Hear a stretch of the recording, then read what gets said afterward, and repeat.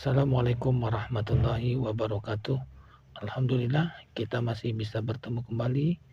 Dalam kesempatan kali ini kami kembali akan menyajikan soal-soal P3K untuk ujian kompetensi manajerial. Setelah dalam video-video saya sebelumnya kami sudah menginformasikan soal-soal yang lain, dan pada kesempatan ini kami kembali akan mengulas soal uji kompetensi manajerial ini. Kami ucapkan terima kasih kepada rekan-rekan yang sudah mendukung untuk kemajuan channel ini, dan bagi teman-teman yang baru berkunjung, kami silakan berikan dukungannya untuk channel ini dengan cara subscribe-nya, like-nya, komen-nya, dan juga klik lonceng notifikasinya agar kami terus bersemangat untuk memperbaiki channel ini ke arah yang lebih baik lagi. Terima kasih atas dukungannya. Semoga apa yang kami sajikan ini mampu membantu dan berguna bagi rekan-rekan sekalian, dan semoga Allah Subhanahu wa taala memberi kemudahan, keridhaan dan keberkahan kepada kita semua. Amin ya rabbal alamin. Terima kasih. Mari sama-sama seperti biasa kita awali pembahasan demi pembahasan dalam soal ini dengan sama-sama melafazkan lafaz Bismillahirrahmanirrahim. Soal yang pertama. Sikap yang menunjukkan kompetensi pelayanan publik harus dimiliki oleh ASN adalah sebagai berikut kecuali: A. Tidak diskriminatif, B. Mengikuti standar pelayanan sesuai budaya setempat, C. Tidak memihak, D. Tidak terpengaruh kepentingan pribadi atau kelompok atau golongan atau partai politik. Dan jawaban yang tepat untuk soal ini ditunjukkan pada poin B, yakni mengikuti standar pelayanan sesuai budaya setempat. Soal yang berikut. Dalam kompetensi sosiokultural, seorang P3K sebagai SN berfungsi mampu menjadi perpanjangan tangan pemerintah dalam: A. Membangun hubungan dengan masyarakat untuk mendapatkan masukan terkait layanan, B. Mempersatukan masyarakat untuk meningkatkan perekonomian, C. Mempersatukan masyarakat dan membangun hubungan sosial psikologis dengan masyarakat di tengah kemajemukan Indonesia, D. Mempersatukan masyarakat dan membangun hubungan sosial psikologis dengan masyarakat ketika ada konflik perbedaan di masyarakat. Dan jawaban yang tepat untuk soal ini ditunjukkan pada poin C, yakni mempersatukan masyarakat dan membangun hubungan sosial psikologis dengan masyarakat di tengah kemajemukan Indonesia. Soal yang selanjutnya. Kompetensi sosial kultural yang dipersyaratkan untuk ASN level jabatan fungsional guru muda adalah: A. Peka memahami dan menerima kemajemukan, B. Mempromosikan, mengembangkan sikap toleransi dan persatuan, C.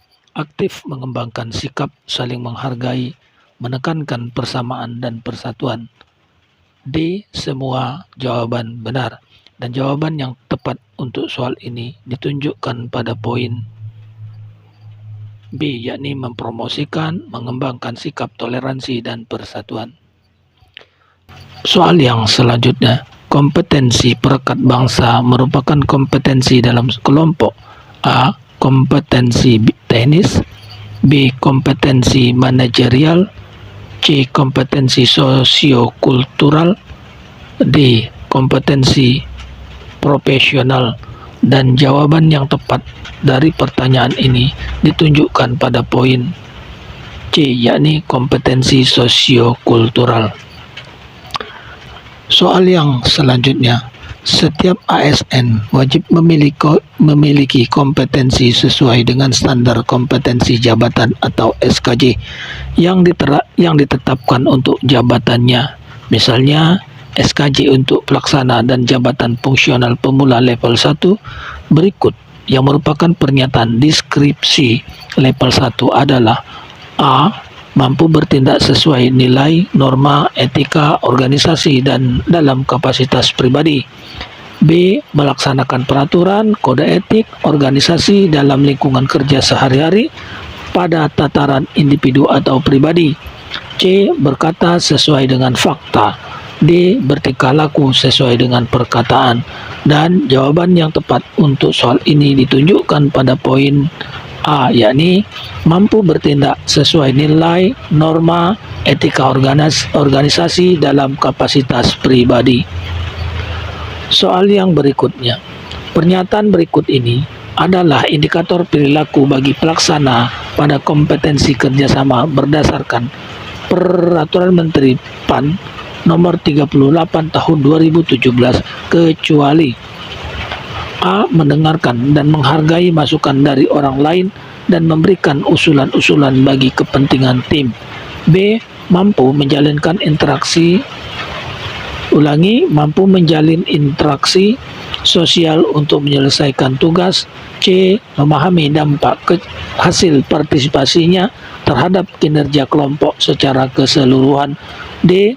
Berpartisipasi sebagai anggota tim yang baik, melakukan tugas bagiannya dan mendukung keputusan tim. Dan jawaban yang tepat untuk soal ini ditunjukkan pada poin C, yakni memahami dampak hasil partisipasinya terhadap kinerja kelompok secara keseluruhan. Pembahasan soal yang berikutnya. Pada saat melaksanakan kerjasama, hal apakah yang dilakukan agar kita dapat berpartisipasi dengan baik sebagai anggota tim? A. Berusaha untuk memberikan setiap usulan untuk dilaksanakan kelompok. B. Bekerja sama dengan berpedoman pada target yang telah ditetapkan. C. Menghargai dan melaksanakan keputusan yang sudah disepakati dalam kelompok kerja. D. Menghindari kesempatan melakukan diskusi. Dan jawaban yang tepat dari pertanyaan ini ditunjukkan pada poin C, yakni menghargai dan melaksanakan keputusan yang sudah disepakati dalam kelompok kerja. Soal yang berikutnya. Yang dapat dilakukan dalam penerapan indikator perilaku mampu menjalin interaksi sosial dalam menyelesaikan tugas adalah A. Menerima kondisi rekan kerja yang memiliki beragam karakter. B. Bekerja sama dengan pegawai yang dapat menyelesaikan masalah. C.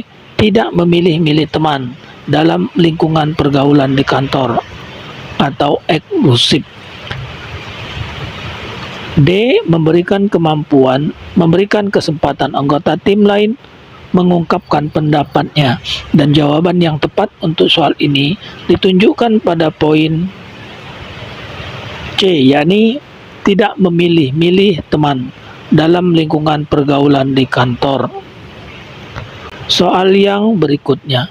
Dalam Kamus Kompetensi Manajerial Peraturan Menteri PAN RB Nomor 38 Tahun 2017, level 1 pada kompetensi komunikasi adalah A. Berkomunikasi secara asertif. B. Mampu mengemukakan pemikiran multidimensi. C. Aktif menjalankan komunikasi. D. Menyampaikan informasi dengan jelas, lengkap, pemahaman yang sama. Dan jawaban yang tepat untuk soal ini ditunjukkan pada poin D, yakni menyampaikan informasi dengan jelas, lengkap, pemahaman yang sama. Pembahasan soal yang berikutnya.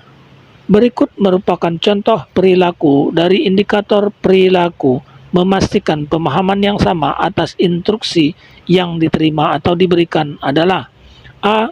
Menggunakan bahasa Indonesia yang baik dan benar serta sopan. B. Mengkonfirmasi perintah dari atasan sebelum melaksanakan tugas. C. Mampu membuat nota dinas dengan bahasa Indonesia yang baik. D. Memberikan informasi yang benar. Dan jawaban yang tepat untuk soal ini ditunjukkan pada poin B, yakni mengkonfirmasi perintah dari atasan sebelum melaksanakan tugas. Soal yang selanjutnya. Untuk mencapai tujuan kelompok yang telah ditetapkan, saya A. Tidak mempermasalahkan apakah orang lain mau bekerja dengan baik ataupun tidak. B. Mendorong orang lain untuk bekerja dengan baik jika situasi memungkinkan. C. Mendorong orang lain bekerja dengan baik jika diperlukan. D. Menstimulasi orang lain untuk mau bekerja dengan baik. E. Mengajak orang lain bersama-sama untuk bekerja dengan baik. Dan jawaban yang tepat untuk soal ini ditunjukkan pada poin D, yakni menstimulasi orang lain untuk mau bekerja dengan baik. Soal yang berikutnya, prosedur kerja yang baik menurut Anda adalah A. Meskipun berbelit-belit, selalu mengikuti prosedur yang telah ditetapkan. B. Sesuai dengan perintah dan arahan atasan. C. Melakukan inovasi secara berkelanjutan agar prosedur kerja semakin efektif dan efisien. D. Menerapkan prosedur baru yang lebih maju. E. Menerapkan prosedur baru agar tidak ketinggalan zaman. Dan jawaban yang tepat untuk soal ini ditunjukkan pada poin C, yakni melakukan inovasi secara berkelanjutan agar prosedur kerja semakin efektif dan efisien. Soal yang selanjutnya, saya tergolong orang yang kreatif karena saya A. Mampu menyelesaikan berbagai tugas sulit dalam waktu yang singkat. B. Senang menghasilkan karya-karya intelektual yang bermanfaat. C. Memiliki cara pandang yang unik dan kontroversial. D. Mempunyai ide-ide baru yang belum pernah dilakukan sebelumnya. E. Senang menghasilkan karya-karya yang baru. Dan jawaban yang tepat untuk soal ini ditunjukkan pada poin B, yakni senang menghasilkan karya-karya intelektual yang bermanfaat. Soal yang selanjutnya, Anda mendapatkan klien yang sangat kritis terhadap hasil kerja Anda. Menghadapi klien tersebut, A. Bersedia memenuhi semua permintaan sehingga dapat memuaskan klien. B. Melaporkan sikap klien tersebut kepada atasan. C. Meminta atasan untuk menambah pegawai yang dapat membantu klien tersebut. D. Meminta atasan untuk menambah pegawai khusus. E. Bernegosiasi dengan klien bahwa tidak semua permintaannya dapat dipenuhi. Dan jawaban yang tepat untuk soal ini ditunjukkan pada poin E, yakni bernegosiasi dengan klien bahwa tidak semua permintaannya dapat dipenuhi. Soal yang berikutnya. Berikut yang menjadi indikator perilaku dalam menjalankan tugas mengikuti standar pelayanan adalah A. Menyelesaikan masalah dengan tepat tanpa bersikap membela diri dalam kapasitas sebagai pelaksana pelayanan publik. B. Menunjukkan sikap yakin dalam mengerjakan tugas, perintah atau pelayanan publik. Mampu menjelaskan secara objektif bila ada yang mempertanyakan kebijakan yang diambil. C. Menjaga agar kebijakan pelayanan publik yang diselenggarakan oleh instansinya telah selaras dengan standar pelayanan objektif, netral, tidak memihak, tidak diskriminatif, serta tidak terpengaruh kepentingan pribadi, kelompok, ataupun partai politik. D. Mengimplementasikan cara-cara yang efektif untuk memantau dan mengevaluasi masalah yang dihadapi pemangku kepentingan atau masyarakat, serta mengantisipasi kebutuhan mereka saat menjalankan tugas pelayanan publik di unit kerjanya. Dan jawaban yang tepat untuk soal ini ditunjukkan pada poin A, yakni menyelesaikan masalah dengan tepat tanpa bersikap membela diri dalam kapasitas sebagai pelaksana pelayanan publik.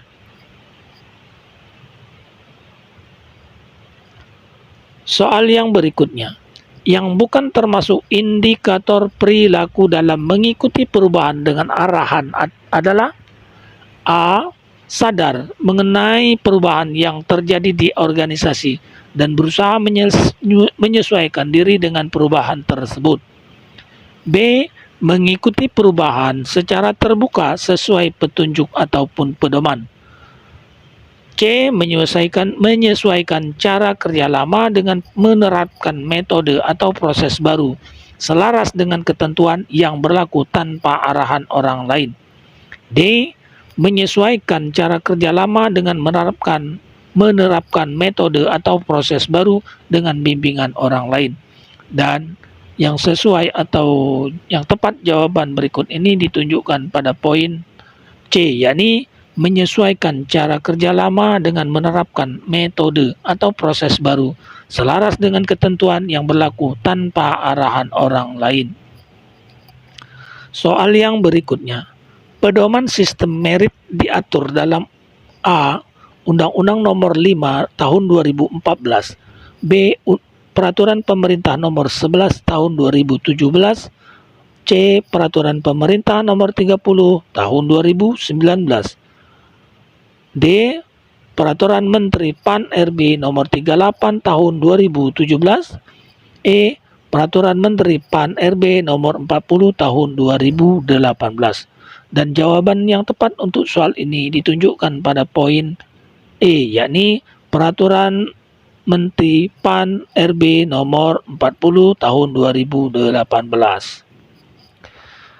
Soal yang berikutnya, Peraturan Pemerintah Nomor 30 Tahun 2019 mengatur tentang A. Manajemen PNS, B. Aparatur sipil negara, C. Penilaian kerja PNS, D. Standar kompetensi jabatan, E. Pedoman sistem merit.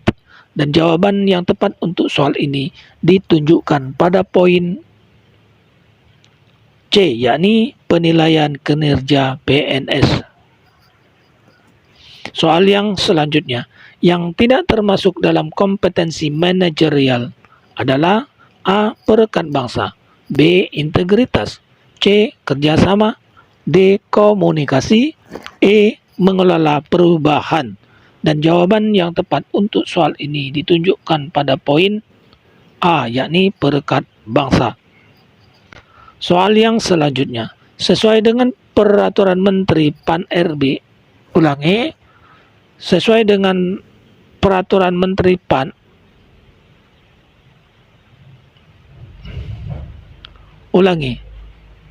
sesuai dengan Peraturan Menteri PAN Nomor 38 Tahun 2017, individu yang berada pada level 2 dikategorikan pada tingkat kemahiran atau level proficiency. A. Paham dalam pengembangan, B. Dasar, C. Menengah, D. Mumpuni, atau E. Ahli. Dan jawaban yang tepat untuk soal ini ditunjukkan pada poin B, yakni dasar. Soal yang berikutnya, yang tergolong efek negatif akibat keberagaman budaya kecuali A. Menimbulkan konflik antar elit dan golongan politik, B. Sebagai alat bersatunya penduduk walau berlawanan agama, C. Menimbulkan krisis ekonomi dan moneter, D. Menimbulkan pertentangan antar suku bangsa. Dan jawaban yang tepat untuk soal ini ditunjukkan pada poin B, yakni sebagai alat bersatunya penduduk walaupun berlawanan agama. Soal yang berikutnya, ketika banyak anggota tim kerja Anda yang berlawanan agama dengan Anda, maka Anda akan A. Bersikap toleran dan menghormati mereka, B. Menjaga jarak dengan mereka, C. Khawatir jikalau ucapan Anda mampu menyinggung perasaan mereka, D. Meminta atasan untuk memindahkan Anda ke tim kerja lainnya saja. Dan jawaban yang tepat untuk soal ini ditunjukkan pada poin A, yakni bersikap toleran dan menghormati mereka. Soal yang berikutnya, tertib sosial merupakan A. Suatu keadaan masyarakat teratur dan bersifat tetap dan tidak berganti, B.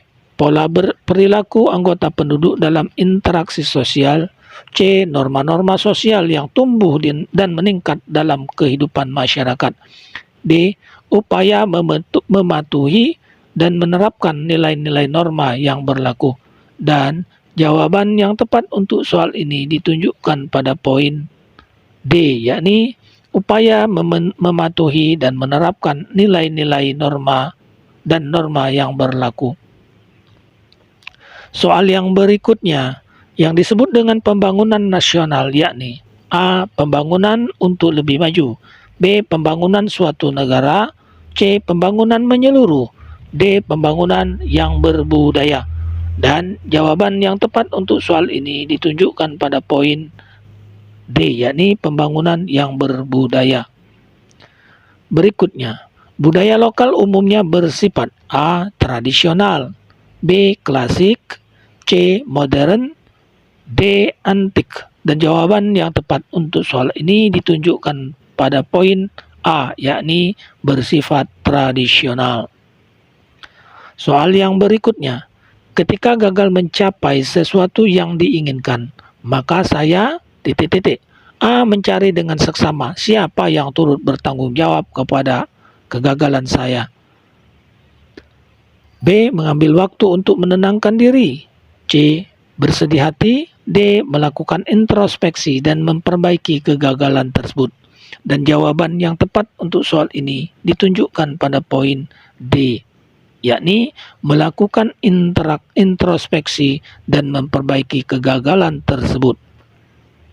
Soal yang berikutnya, yang termasuk unsur-unsur kebudayaan adalah A. Peralatan, B. Bahasa dan tarian, C. Bahasa dan kesenian, D. Tempat rekreasi dan sistem keagamaan. Dan jawaban yang tepat untuk soal ini ditunjukkan pada poin C, yakni bahasa dan kesenian.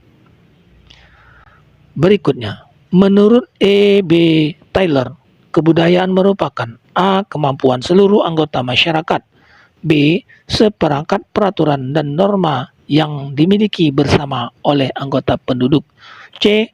Keseluruhan yang kompleks yang di dalamnya terkandung wawasan, watak, hukum, akhlak, istiadat yang didapat oleh seseorang, D. Hal-hal yang bersangkutan tingkah laku. Dan jawaban yang tepat untuk soal ini ditunjukkan pada poin C, yakni keseluruhan yang kompleks yang di dalamnya terkandung wawasan, watak, hukum, akhlak, istiadat yang didapat oleh seseorang. Soal yang berikutnya, hasil kebudayaan berikut yang berupa kebudayaan imaterial adalah A. Candi, gereja, B. Bahasa, etika, dan ilmu, C. Religi dan masjid, D. Patung dan lukisan. Dan jawaban yang tepat untuk soal ini ditunjukkan pada poin B, yakni bahasa, etika, dan juga ilmu. Soal yang berikutnya, faktor geografis yang dapat mengilhami perkembangan budaya ialah A. Hasil rekayasa genetik, B. Inspirasi menyebarkan jalan kereta bawah laut, C. Tidak sesuainya kemajuan peradaban kepada fasilitas hidup, D. Letak suatu daerah kepada daerah lainnya. Dan jawaban yang tepat untuk soal ini ditunjukkan pada poin D, yakni letak suatu daerah kepada daerah lainnya. Soal yang berikutnya, dalam proses internasionalisasi budaya institusi yang berperan memperlihatkan pondasi nilai dan norma yakni A. Pemerintah, B. Penduduk, C. Sekolah, D. Agama. Dan jawaban yang tepat untuk pertanyaan dalam proses internalisasi budaya institusi yang berperan memperlihatkan pondasi nilai dan norma ialah C, yakni sekolah. Soal yang selanjutnya, fungsi kebudayaan yaitu A. Untuk melindungi insan dari gangguan penghuni yang lain, B.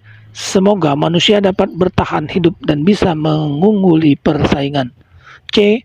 Untuk mempertahankan kestabilan lingkungan hidup, D. Untuk menciptakan seni budaya yang berguna. Dan jawaban yang tepat untuk soal ini ditunjukkan pada poin D, yakni untuk menciptakan seni budaya yang berguna. Soal yang berikut, kebudayaan kebendaan berupa alat dan teknologi yang diharapkan oleh penduduk untuk menguasai alam menurut definisi kebudayaan dari Selo Sumarjan. tergolong ke dalam bagian yang dinamakan A. Rasa, B. Karya, C. Jiwa, D. Cipta. Dan jawaban yang tepat untuk soal ini ditunjukkan pada poin B, yakni karya. Soal yang berikutnya, kebudayaan rohani atau imaterial kultur meliputi A. Karya dan cipta, B. Cipta dan rasa, C. Rasa dan karya, D. Cipta dan karsa. Dan jawaban yang tepat untuk soal ini ditunjukkan pada poin B, yakni cipta dan rasa. Soal yang berikutnya, kebudayaan nasional Indonesia berlandaskan pada A. Undang-Undang Nomor 36 Tahun 1996, B. Undang-Undang Nomor 23 Tahun 2002, C. Undang-Undang Dasar Tahun 1945, D. Pancasila. Dan jawaban yang benar untuk soal ini ditunjukkan pada poin C, yakni Undang-Undang Dasar tahun 1945. Soal yang berikutnya, jika atasan Anda meminta suatu permintaan yang tidak masuk akal, apakah Anda sulit untuk mengatakan tidak? A. Jika tugas tersebut dalam proses hanya bisa diselesaikan sedikit, maka saya tolak. B. Jika tugas tersebut memang tidak bisa dikerjakan, tidak sulit untuk mengatakan tidak. C. Terkadang saya terima, terkadang saya tolak, tergantung bagaimana tugas tersebut dan apakah saya bisa menyelesaikannya. D. Saya akan menolaknya dengan tegas. Dan jawaban yang tepat untuk soal ini ditunjukkan pada poin B, yakni jika tugas tersebut memang tidak bisa dikerjakan, tidak sulit untuk saya mengatakan tidak.